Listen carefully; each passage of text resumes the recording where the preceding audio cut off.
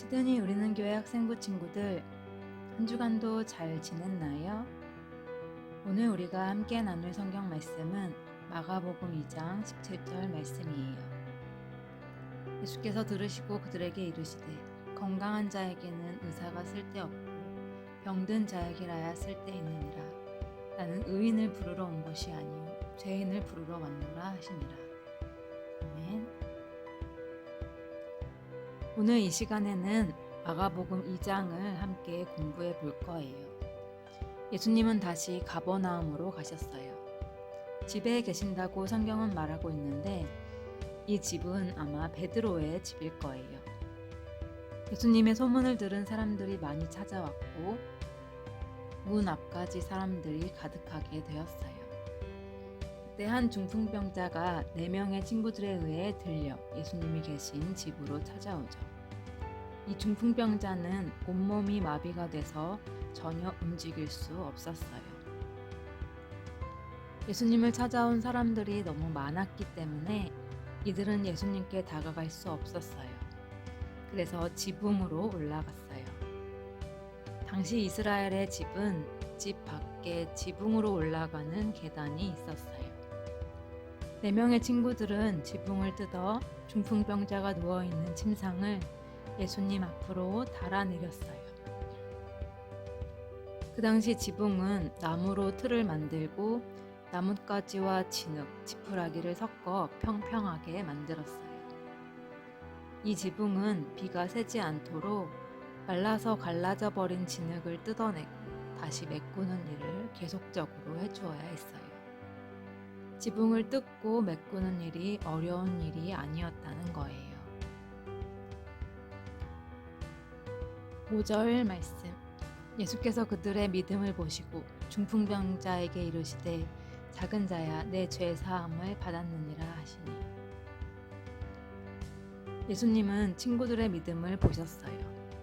중풍병자를 데려왔고 지붕으로 올라가 지붕을 뜯어 중풍병자를 달아내린 그들의 행동이 이 강한 믿음을 보여주죠. 믿음은 장애물을 뛰어넘는 행동으로 보여져요. 예수님은 중풍병자에게 그의 죄가 용서되었다고 말씀하세요. 그곳에 서기관들도 있었는데 그들은 마음속으로 생각했어요. 이 사람이 어찌 이렇게 말하는가? 신성모독이로다. 오직 하나님 한 분 외에는 누가 능히 죄를 사하겠느냐. 죄를 용서하는 것은 하나님만이 하실 수 있는 일이에요. 서기관들도 그렇게 생각했어요. 10절에서 11절 말씀. 그러나 인자가 땅에서 죄를 사하는 권세가 있는 줄을 너희로 알게 하려 하노라 하시고 중풍병자에게 말씀하시되 내가 내게 이르노니 일어나 내 상을 가지고 집으로 가라 하시니. 예수님은 자신을 인자라고 말씀하세요. 인자는 아주 중요한 말이에요. 인자는 사람의 아들이라는 뜻을 가지고 있어요.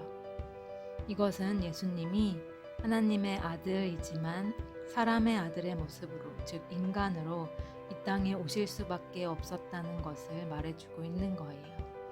예수님은 우리 대신 죽기 위해 인자로 이 땅에 오셨어요. 그리고 인자는 죄를 용서하는 권세를 가지고 있어요. 하나님의 능력을 가지신 분이죠. 예수님은 중풍병자에게 그가 누워있던 침상을 가지고 집으로 가라고 말씀하세요.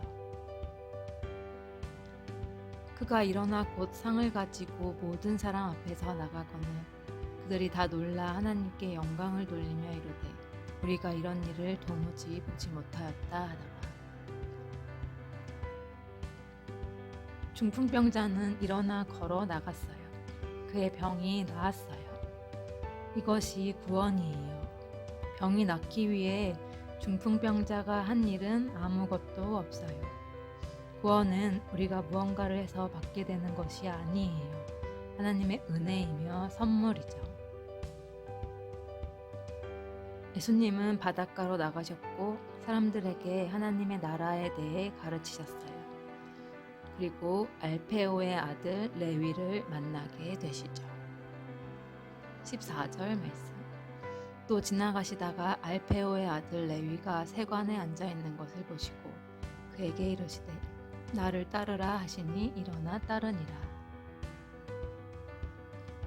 레위는 세관에 앉아 있었어요. 그는 세금을 걷는 사람, 즉 세리였어요.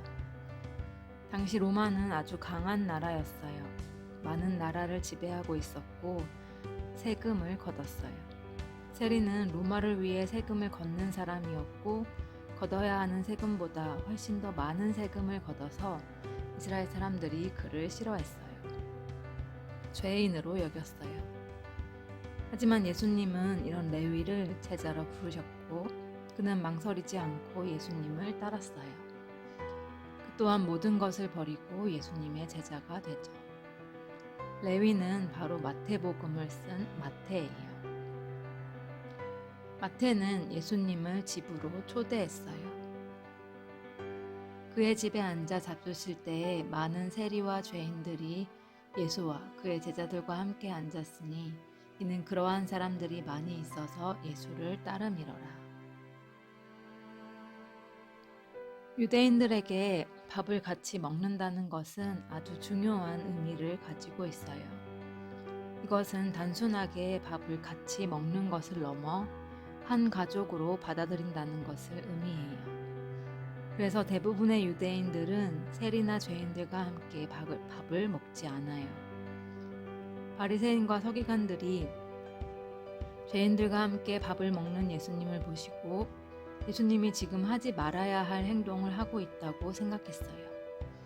어떻게 세리와 죄인들과 함께 밥을 먹을 수 있지? 예수님이 더러워지고 있다고 여겼어요.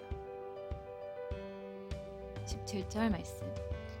예수께서 들으시고 그들에게 이르시되 건강한 자에게는 의사가 쓸데없고 병든 자에게라야 쓸데있느니라. 나는 의인을 부르러 온 것이 아니요 죄인을 부르러 왔노라 하시니라. 아멘. 예수님께서 지금까지 하신 일은 병든 사람들을 고쳐주시고 귀신 들린 사람들에게서 귀신을 내쫓아 주시는 거였어요. 예수님이 관심을 가지시는 사람들은 연약하고 도움이 필요한 사람들이에요. 예수님은 그들을 위해 오셨어요. 예수님은 의인을 부르러 온 것이 아니라 죄인을 부르러 오셨다고 말씀하세요.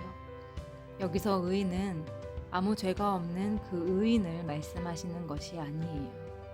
이 세상에 죄 없는 의인은 단 한 사람도 없어요. 이 말씀에서 의인은 의인인 척하는 바리새인과 서기관들을 말하는 거예요. 진짜로 병들어 있고 더러운 건 자신이 죄인이라는 것을 모르는 바리새인들과 서기관들이에요. 예수님은 죄인을 부르러 오셨어요. 자신이 죄인임을 알고 예수님 앞으로 나아오는 사람들을 위해서 오셨어요. 예수님과 함께하는 사람들, 예수님과 함께 즐거운 식사에 초대된 사람들은 자신이 죄인인 것을 알고 회개하고 예수님 앞으로 나아가는 연약한 사람들이에요. 그러니 친구들, 연약해도 괜찮아요. 죄를 짓고 넘어져도 괜찮아요. 그때마다 겸손하게 예수님 앞으로 나아간다면 우리를 도와주실 거예요. 그리고 그런 우리를 기뻐하실 거예요. 세리인 마태를 부르신 것처럼 연약한 우리를 통해 놀라운 일을 이루실 거예요. 그 예수님을 믿고 그 믿음을 행동으로 보여드릴 수 있는 우리 친구들의 삶이 되길 소망합니다. 기도할까요? 하나님, 병들고 연약한 사람들을 치유하시고 부르시는 예수님의 사역을 통해 하나님의 뜻이 무엇인지 깨닫습니다. 연약한 저희를 부르시고 하나님의 자녀가 되게 해주셔서 감사합니다. 구원을 선물로 주셔서 감사해요. 연약하고 겸손한 모습으로 예수님 앞에 나아가게 하여 주시옵고 연약하기에 더 예수님을 향한 믿음으로 살아가게 하여 주시옵소서.